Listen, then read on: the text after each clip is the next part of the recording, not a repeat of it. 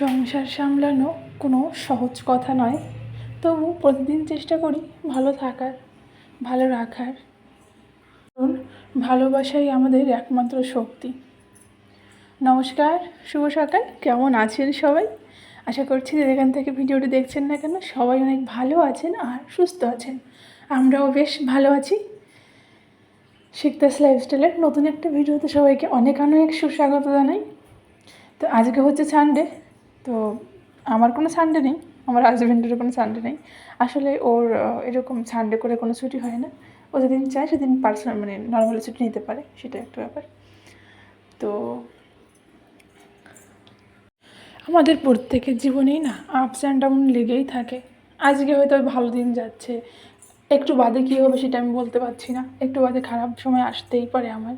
তো সেই সময়টাতে হাল ছেড়ে না দিয়ে মানুষ সংসার পরিবারের মানুষগুলোর সঙ্গে কাঁধে কাঁধ মিলিয়ে সেই খারাপ সময়টাকে পার করে দেওয়ার নামটাই বোধহয় জীবন।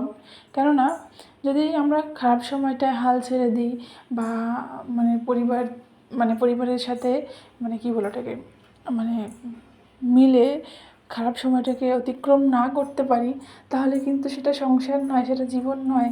তাহলে সেটা তাহলে তো সেই সংসারটা ভেঙেই গেল, তাই না? তাই আমাদের উচিত যখন আমাদের খারাপ সময় আসে তখন নিজের মনকে, নিজেদের মাথাকে ঠান্ডা রেখে খুবই শান্তভাবে এগিয়ে চলা। তাহলেই জীবনে না আসল সুখটা পাওয়া যায়। তো যাই হোক, এখানে তোমাদের সঙ্গে বক বক করতে করতে আমার প্রচুর কাজ হয়ে গেছে। সকালে রান্না বান্না হয়ে গেছে। আজকে বেগুন দিয়ে ইলিশের ঝোল করেছিলাম, এটা খেতে আমার দুর্দান্ত লাগে, পরিবারের সবাই ভালোবাসে। আর কি বলো তো, আমার হাতে সর্ষে ইলিশটা না খুব একটা ভালো হয় না। আসলে সর্ষেটা বাটলে দেখবে একটা ঝাঁঝ হয়, ওই ঝাঁঝটা আমার হাতে আসে না। আমি যতই টেকনিক ফলো করি না কেন ওটা হয় না আমার। ওটা আমার শাশুড়ি মা এদের হাতে ভালো হয় বেশ। তো যাই হোক, সেই জন্য আমি আর সর্ষে ইলিশটা করি না। কেননা যেটার যে অরিজিনাল টেস্ট, সেই টেস্টটা না আসলে আমার পার্সোনালি ভালো লাগে না। তো তাই জন্য আমি ইলিশ করলে বেশিরভাগ সময়ই এই বেগুন দিয়ে ঝোল করি বা বেগুন ভাজা মাছ ভাজা করে খাই, বা করি ওই লেজ ভর্তাটা করি, এগুলো আমি করতে পারি। তবে সরষে ইলিশটা করতে পারি, কিন্তু ওই যে একটা ঝাঁজ ব্যাপারটা আসে ওটা আমার হাতে আসে না, ঠিক আছে? তাই ওটাকে অ্যাভয়েড করি। তারপর ছেলে উঠে গেছে, পুজো টুজো সব কাজ হয়ে গেছে, ঘর মোছা, পুজো করা সব কাজ হয়ে গেছে। তারপরে এই দেখতেই পেলে চা করে নিলাম, তারপরে টোস্ট বিস্কুট খেয়ে নিলাম সকালবেলায়। এটা হচ্ছে দুপুরকার ভিডিও। তারপর ছেলেকে রান্নাবান্না করে খাইয়ে দিয়েছি, ছেলেকে ঘুম পাড়িয়ে আমি একটু ঘুমিয়ে গেছিলাম ছেলের সঙ্গে সঙ্গে। বুঝতেই পারো যে যেহেতু রাত্রে ঠিকঠাক ঘুম হয় না, তো শুলে চোখটা এমনি লেগে যায়। তো 1 ঘন্টা মতন ঘুমিয়ে উঠে আগে খেয়ে নিয়েছি, কেন 2:30টা বেজে গেছে। খেয়ে নিয়েছি, খিদে পেয়ে গেছিলো। তারপর এই যে বাসনপত্র ছিল, রান্নাঘরটা এলোমেলো হয়েছিল, সেগুলোকে পরিষ্কার করে নিতে যাচ্ছি। আসলে আমার তো এটা হয় যে কিছু যদি এলোমেলো থাকে রান্নাঘর বা ঘর, আমার ঠিক কী বলবো, আমি কিছু করে শান্তি পাই না। আমার মনে হয় কি যে রান্নাঘরে এলোমেলো থাকলে আমি যদি মরেও যাই, তাও মনে হবে না, যাই আগে বাসনগুলো ধুয়ে আসি তারপরে মরবো, এরকম একটা ব্যাপার হয়ে গেছে এখন। আসলে আগে এই ব্যাপারগুলো না ছিল না, তবে এই সংসারের কাজগুলো করতে করতে এখন কেন যেন এরকম হয়ে গেছে, না চাইলেও হয়ে যায়।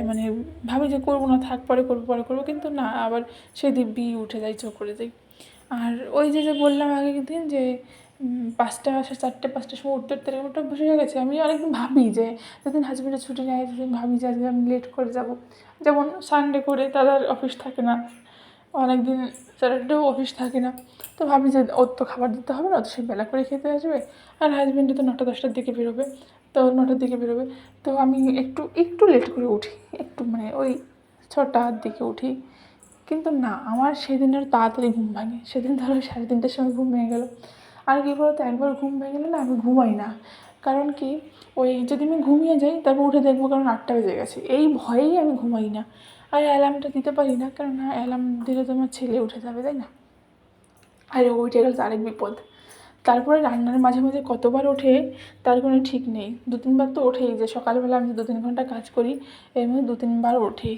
ওর পেছনে আমার আধা ঘন্টা সময় চলে যায়। কিন্তু যখন ওঠে তখন ওই রান্নার গ্যাসটাকে বন্ধ করে, রান্নাঘরটাকে বন্ধ করে যেতে হয়, সব কিছু ঢাকাঢুকি দিয়ে রেখে। আবার অনেক সময় ঘরটা যেহেতু ওই ঘরটা আবার মুছতে হয়, ওই ঘরটা মোছার সময় উঠে যেতে পারে। আসলে সংসারের কাজগুলো করতে না ভীষণ ভালোবাসি, জানো তো। আগে এত কাজ করতে পারতাম না। আগে কি দেখো, মায়ের বাড়ি থেকে কিন্তু কেউ কাজ শিখে আসে না। তবে দেখবে যে তুমি যদি কাজ পারো তাহলে মনে করবে যে তুমি হয়তো বাপের বাড়িতে কাজ করতে, আর যদি না পারো তাহলে বলবে তুমি বাপের বাড়ি থেকে কিছু শিখে আসোনি। ব্যাপারটা এরকম আমার দাঁড়িয়েছে এসে। আমি টুকটাক আগে থেকেই কাজ পারতাম, মানে ওই মেসে থাকতাম তখন ওই টুকটাক রান্নাবান্না এগুলো পারতাম আর কি, ঘর মোছা এগুলো পারতাম, কারণ মেসে তো করে খেতে হতো, তখন তো কেউ করে দিত না। আর আগে পরেও আমি কারো কারো রান্না খুব একটা আমি পছন্দ করি না। মানে লোকে রান্না করে দিতেও সেটা আমার ঠিক পোষায় না।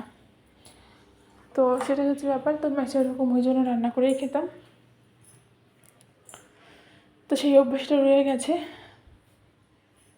তো যাই হোক, তোমাদের সঙ্গে কথা বলতে বলতে রান্নাঘরটা দেখো একদম পরিষ্কার হয়ে গেছে।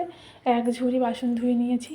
এরপরে জামাকাপড়গুলো আজকে শুকিয়েছে, যেহেতু রৌদ্র উঠছে দুদিন যাবৎ, জামাকাপড়গুলো শুকিয়েছে। এগুলোকে ভাঁজ করে রেখে এই টুকিটাকি এসেলের ডাইপারটা শেষ হয়ে গেছিলো। এই হাগিসটা বেশ ভালো, হাগিস আর বেবি হাগের যেটা আছে ওটা খুব ভালো। এই দুটো জিনিসই ভালো। এছাড়া আমার কোনো ডাইপার খুব একটা পছন্দ হয়নি, মানে খুব একটা কি পছন্দই হয়নি। এরপর দেখো এই বাঁধাকপিটা আমি কেটে রাখবো কালকেকার জন্য, নাহলে সকালবেলায় বাঁধাকপি কেটে রান্না করতে প্রচুর সময় লাগবে। তো প্রথমে এটাকে ধুয়ে নিয়েছি, কেটে আরেকবার বা দুবার ধুয়ে নেব। এখানে একটু মুড়ি মাখা কিনে নিলাম ছেলে আর আমি। আর এখানটায় দেখো আইসক্রিমটা দুদিন আগে আনা হয়েছিল, কিন্তু এখনও খাওয়া হয়নি। তো ভাবলাম একটু খেয়ে নিই। আর আমার বাটারস্কচ আইসক্রিমটা ভীষণই ভালো লাগে খেতে। তো রাত্রেবেলায় সিম্পল ডিনার করব। তো খাওয়া দাওয়া হয়ে গেছে সবার। এবার এই যে রান্নাঘরটাকে আবার পরিষ্কার করব। দিনে অনেকবারই রান্নাঘর পরিষ্কার করা হয়। তো যাই হোক, আজকের ভিডিওটা এই অবধি। সবাই ভালো থেকো, রাধে রাধে। আর এটা হচ্ছে ববিদের বাড়ির প্রসাদ, আজকে ওদের সঙ্গ ছিল। টাটা।